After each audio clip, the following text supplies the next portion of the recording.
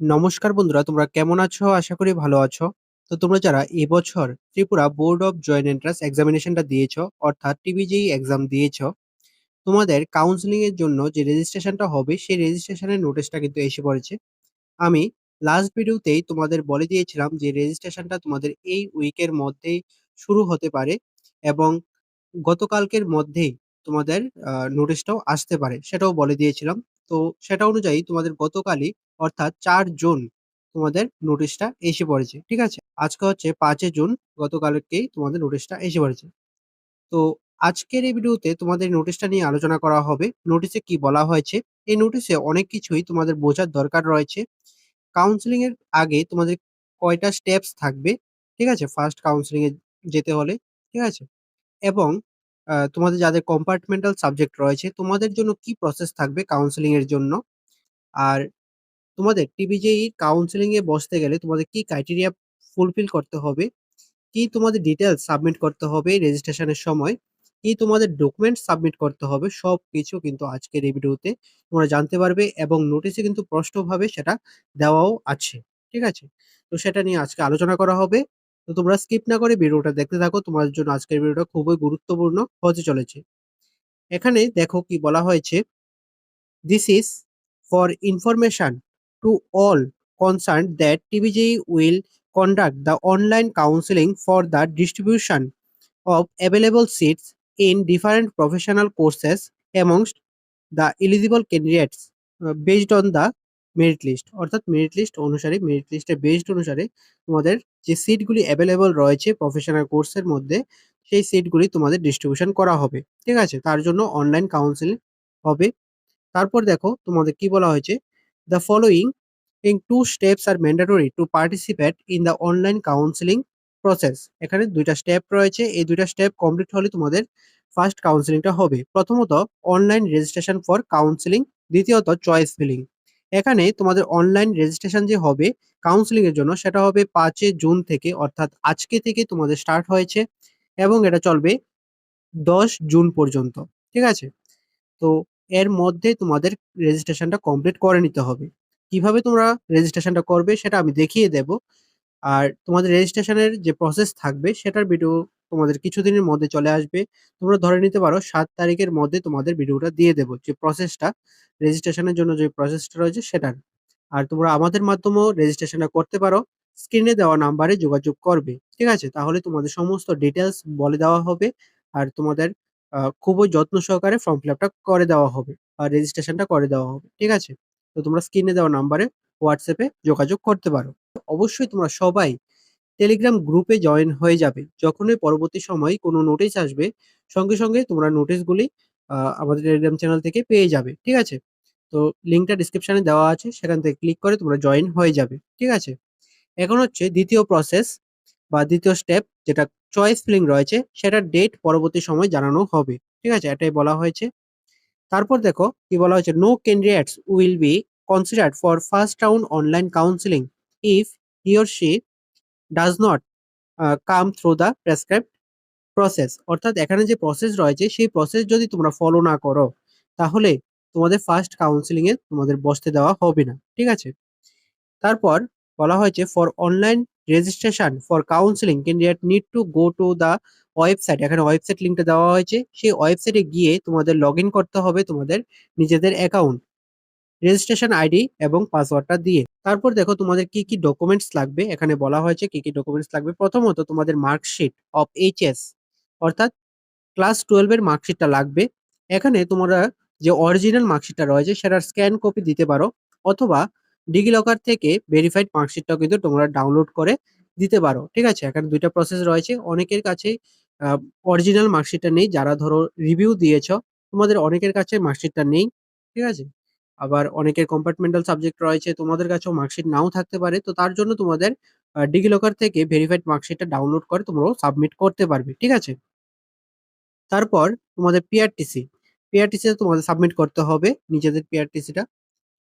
এরপর তোমাদের caste certificate, caste certificate তোমাদের নিজেদের কাস্ট সার্টিফিকেট হতে হবে। প্যারেন্টস এর কাস্ট সার্টিফিকেট হলে কিন্তু তোমাদের এটা অ্যাকসেপ্ট হবে না। সেটা কিন্তু বলা হয়েছে, "caste certificate of father's or mother's is not acceptable." ঠিক আছে? তো প্যারেন্টস এর কাস্ট সার্টিফিকেট হলে কিন্তু তোমাদের এটা অ্যাকসেপ্ট হবে না। তোমাদের নিজেদের কাস্ট সার্টিফিকেট থাকতে লাগবে। ঠিক আছে? তারপর হচ্ছে পিডব্লিউডি সার্টিফিকেট। তো এটা তোমাদের সাবমিট করতে হবে। তারপর এক্স সার্ভিসম্যান সার্টিফিকেট, এটাও তোমাদের সাবমিট করতে হবে তোমরা যারা এক্স সার্ভিসম্যান ক্যান্ডিডেট রয়েছো। তারপর তোমাদের এইজ প্রুফ। এইজ প্রুফ হিসেবে তোমাদের মাধ্যমিকের অ্যাডমিট কার্ডটা দিতে পারো, অথবা তোমাদের বার্থ সার্টিফিকেটটা দিতে পারো। যেকোনো একটা দিলে তোমাদের হয়ে যাবে। ঠিক আছে? এখানে কি বলা হয়েছে দেখো, those who are already uploaded correct PRTC, caste certificate, PWD, ESM document during the examination form fill up.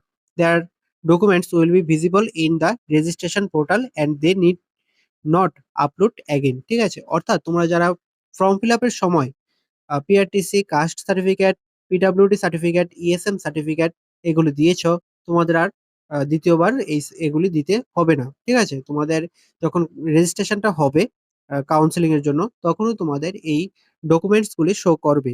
ঠিক আছে? যদি তোমাদের ঠিকঠাক থাকে তাহলে সেখানে আর আপলোড করতে হবে না। ঠিক আছে? তারপর দেখো কি বলা হয়েছে, apart from the documents, above documents, candidates need to provide the total marks obtained out of 500 in HS exam or equivalent exam and subject-wise mark of English, physics, chemistry, biology and uh, or mathematics. ঠিক আছে? অর্থাৎ এখানে তোমাদের উপরে যে documents গুলির কথা বলা হয়েছে সেই ডকুমেন্টস গুলি ছাড়াও তোমাদের টোটাল মার্কস কত পেয়েছো ক্লাস 12 এ সেটাও কিন্তু দিতে লাগবে। ঠিক আছে? 500 এর মধ্যে। আর তোমাদের আলাদা, আলাদা করে সাবজেক্ট মার্কস গুলিও দিতে লাগবে, যেমন ইংলিশ, ফিজিক্স, কেমিস্ট্রি, বায়োলজি আর ম্যাথামেটিক্স। ঠিক আছে? এখন তোমাদের যারা পিসিবির জন্য ট্রাই করবে, তোমাদের ম্যাথামেটিক্সটা ইম্পর্টেন্ট নয়। তোমাদের রয়েছে ফিজিক্স, কেমিস্ট্রি, বায়োলজি। এবং তোমরা যারা আ পিসিএম এর জন্য তোমাদের ট্রাই করবে, তোমাদের রয়েছে ফিজিক্স, কেমিস্ট্রি, ম্যাথামেটিক্স। ঠিক আছে? এবং তোমরা যারা দুটোর জন্যই ট্রাই করবে, পিসিবি এবং পিসিএম, তোমাদের জন্য কিন্তু ফিজিক্স, কেমিস্ট্রি, বায়োলজি, ম্যাথামেটিক্স এই ৪ টার মধ্যেই পাস করতে হবে। ঠিক আছে?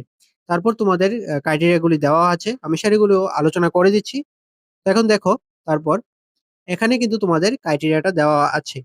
তোমরা কি ক্রাইটেরিয়া ফুলফিল করলে তোমাদের কাউন্সেলিং এ বসতে দেওয়া হবে। এখানে কি বলা হয়েছে দেখো, candidate must be passed in theory and practical separately. অর্থাৎ তোমাদের থিওরি এবং প্র্যাকটিক্যাল এর যে এক্সাম হয়েছে সেই এক্সামে তোমাদের পাস করতে হবে। ক্লাস 12 এর কথা বলছি।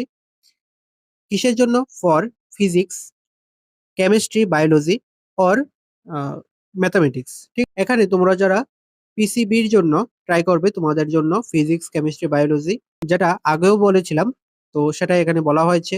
এবং তোমরা যারা পিসিএম এর জন্য ট্রাই করবে, তোমাদের জন্য রয়েছে ফিজিক্স, কেমিস্ট্রি, বায়োলজি। এবং তোমরা যারা পিসিএম এর জন্য ট্রাই করবে, তোমাদের জন্য রয়েছে ফিজিক্স, কেমিস্ট্রি এবং ম্যাথামেটিক্স। ঠিক আছে? এই ৩টা তোমাদের জন্য ইম্পর্টেন্ট। তো এরপর দেখো কি বলা হয়েছে, if any candidate fails in either theory or practical in any subject of the respective groups, এই গ্রুপগুলি থেকে তোমার যদি কোনোটার মধ্যে ফেল থাকে, থিওরি অথবা প্র্যাকটিক্যাল অথবা দুটোর মধ্যেই, তাহলে কি হবে? He or she is not eligible to get a seat from the group. ঠিক আছে? অর্থাৎ তোমাদের যদি কোনো সাবজেক্টে ফেল থাকে তাহলে তোমরা কিন্তু এলিজিবল হবে না। এখানে যে সাবজেক্টগুলি মেনশন করা হয়েছে সেগুলি ফিজিক্স, কেমিস্ট্রি, বায়োলজি, ম্যাথামেটিক্স। ঠিক আছে? এগুলির মধ্যে যদি কারোর ফেল থাকে তাহলে কিন্তু তোমাদের কাউন্সেলিং এ বসতে দেওয়া হবে না। ঠিক আছে? পিসিবির জন্য তোমাদের ম্যাথামেটিক্সটা ইম্পর্টেন্ট না, আর পিসিএম এর জন্য তোমাদের বায়োলজিটা ইম্পর্টেন্ট না। ঠিক আছে? আর তোমরা যারা দুটোর মধ্যেই ট্রাই করবে, তোমাদের জন্য কিন্তু চারোটাই ইম্পর্টেন্ট রয়েছে। এখন দেখো, তোমরা যারা কম্পার্টমেন্টাল সাবজেক্ট রয়েছে তোমাদের কি হবে, কি তোমাদের প্রসেস থাকবে। ঠিক আছে? এখানে দেখো কি বলা হয়েছে, students who have compartmental subject in HS and have a valid TG 2026 rank can register online for counseling। অর্থাৎ তোমাদের যাদের ক্লাস 12 এ কম্পার্টমেন্টাল সাবজেক্ট রয়েছে, তো তোমাদের কাউন্সিলিং এর জন্য যে রেজিস্ট্রেশনটা হবে সেটা তোমরা করতে পারো। কিন্তু এখানে দেখো কি বলা হয়েছে তারপর, however they will only be considered for subsequent rounds of counseling after submitting their improved HS marksheet। ঠিক আছে? অর্থাৎ এখানে তোমরা কাউন্সেলিং এর জন্য তো রেজিস্ট্রেশন করতে পারবে, কিন্তু কাউন্সেলিং এ অ্যাটেন্ড করতে পারবে না। ফার্স্ট কাউন্সেলিং এ তোমরা অ্যাটেন্ড করতে পারবে না। এখানে বলা হয়েছে সাবসিকুয়েন্ট রাউন্ডে তোমরা অ্যাটেন্ড করতে পারবে। ঠিক আছে? সাবসিকুয়েন্ট রাউন্ড বলতে তোমাদের ফার্স্ট রাউন্ড ছাড়া পরবর্তী যেই রাউন্ডগুলি হবে, second round, third round, fourth round সবগুলি রাউন্ড তোমাদের সাবসিকুয়েন্ট রাউন্ড বলে ধরা হয়। ঠিক আছে? এখানেও একটা কন্ডিশন রয়েছে। তোমাদের যে ইমপ্রুভড এইচএস মার্কশিটটা আসবে সেটা সাবমিট করার পরেই তোমাদের কাউন্সেলিং এ বসতে দেওয়া হবে। ঠিক আছে? এখন তোমাদের এই মার্কশিটটা তোমরা কিন্তু তখন অনলাইনে সাবমিট করতে পারবে না। তখন টিবিজির যে অফিস রয়েছে সেখানে গিয়ে তোমাদের মার্কশিটটা সাবমিট করে আসতে হবে। তারপরে তোমাদের কাউন্সেলিং এ বসতে দেওয়া হবে। ঠিক আছে? এই হচ্ছে তোমাদের যাদের কম্পার্টমেন্টাল সাবজেক্ট রয়েছে। ঠিক আছে? আমি আবারও বলে দিচ্ছি, তোমরা যাদের কম্পার্টমেন্টাল সাবজেক্ট রয়েছে, তোমরা আপাতত রেজিস্ট্রেশনটা করো। কাউন্সেলিং এর জন্য রেজিস্ট্রেশনটা করো। এখানে রেজিস্ট্রেশনটা করার পর তোমাদের ফার্স্ট কাউন্সেলিং এ বসতে দেওয়া হবে না। তোমরা যখন ইমপ্রুভড এইচএস মার্কশিটটা সাবমিট করবে টিবিজি অফিসে গিয়ে, তারপর তোমাদের যে রাউন্ডগুলি থাকবে সেই রাউন্ডগুলিতে তোমাদের অ্যাটেন্ড করতে দেওয়া হবে। ঠিক আছে? এখানে তোমাদের লাস্ট কি বলা হয়েছে দেখো, utmost care should be taken for filling up data for online registration for counseling. Candidates cannot edit the registration form after the final submission. অর্থাৎ তোমাদের তোমাদের যে রেজিস্ট্রেশনটা হবে এখন, তোমরা যখন ফাইনাল সাবমিটটা করে দেবে, তারপর কিন্তু কোনো রকম এডিট করতে পারবে না। অর্থাৎ তোমাদের কারেকশন উইন্ডো ওপেন নাও হতে পারে। ঠিক আছে? তো তার জন্য তোমরা ভালোভাবে চেক করে তারপরে ফর্মটা ফিল আপ করবে। তোমাদের যে রেজিস্ট্রেশন ফর্মটা আসবে। ঠিক আছে? তোমরা ভালোভাবে চেক করে ফিল আপ করবে। ভুল করবে না। ভুল করলে কিন্তু তোমাদের সমস্যা হবে এটা ঠিক করার জন্য। কারণ কারেকশন উইন্ডো নাও ওপেন হতে পারে। তো তার জন্য বলা হচ্ছে ভালোভাবে চেক করে তারপর তোমাদের এগুলি ফিল আপ করার জন্য। ঠিক আছে? আর যেসব ডকুমেন্টস তোমরা সাবমিট করবে বা ডিটেলস সাবমিট করবে সবগুলি কিন্তু তোমাদের ভেরিফাই করা হবে বোর্ডের থেকে। ঠিক আছে? তারপরে তোমাদের চয়েস ফিলিংটা শুরু হবে। চয়েস ফিলিং এর আগে তোমাদের কলেজের লিস্টটা দেওয়া হয়, ফি স্ট্রাকচার এবং লিস্টটা দেওয়া হয় কি, কি কলেজ এভেইলেবল রয়েছে এবং ভ্যাকেন্সি কি রয়েছে। তো সেগুলির জন্য তোমরা অপেক্ষা করো। যখনই তোমাদের নোটিশ আসবে সঙ্গে সঙ্গে তোমাদের জানিয়ে দেওয়া হবে। আমাদের টেলিগ্রাম মাধ্যমেও জানিয়ে দেওয়া হবে এবং ইউটিউবেও তোমাদের জানিয়ে দেওয়া হবে। ঠিক আছে? আর তোমাদের রেজিস্ট্রেশনটা ৫ জুন থেকে স্টার্ট হয়েছে, অর্থাৎ আজকে থেকে স্টার্ট হয়েছে এবং ১০ জুন পর্যন্ত তোমরা রেজিস্ট্রেশনটা করতে পারবে। ঠিক আছে? এরপরে ২-১ দিন টাইমটা এক্সটেন্ড করতে পারে, কিন্তু আপাতত তোমরা এটাই ধরে নিতে পারো। আর তোমরা যারা আমাদের মাধ্যমে রেজিস্ট্রেশনটা করতে চাও, তোমরা স্ক্রিনে দেওয়া নাম্বারে যোগাযোগ করতে পারো। তোমাদের রেজিস্ট্রেশনটা খুবই যত্ন সহকারে করে দেওয়া হবে। স্ক্রিনে দেওয়া নাম্বারে হোয়াটসঅ্যাপে মেসেজ করবে। ঠিক আছে? আর রেজিস্ট্রেশনের যে প্রসেস ভিডিওটা রয়েছে সেটা কিছুদিনের মধ্যে চলে আসবে। তোমরা ধরে নিতে পারো ৭ জুনের মধ্যে তোমাদের ভিডিওটা দিয়ে দেওয়া হবে। তো পুরো নোটিশটা নিয়ে আলোচনা করে দিলাম। নোটিশটা ভালোভাবে দেখে নেবে। আর এখানে যে লিঙ্কটা দেওয়া হয়েছে সেটা আমি ডেসক্রিপশনে দিয়ে দেব। সেই লিঙ্কে ক্লিক করে তোমরা তোমাদের অ্যাকাউন্টটা লগইন করে সেখানে তোমরা ফর্ম ফিল আপটা করতে পারবে বা রেজিস্ট্রেশনটা করতে পারবে। আর যারা তোমাদের করতে সমস্যা হবে, রেজিস্ট্রেশনটা নিজেরাই করতে সমস্যা হবে, তোমরা আমাদের মাধ্যমে করতে পারো। কিন্তু তোমরা ভুল করবে না। ভুল করলে কিন্তু তোমাদের সমস্যা হবে। তো আজকের ভিডিওটা এতটুকুই। তোমার যদি ভিডিওটা ভালো লেগে থাকে তাহলে অবশ্যই লাইক করে দেবে, শেয়ার করে দেবে আর অবশ্যই সাবস্ক্রাইবটা করে পাশে থাকবে।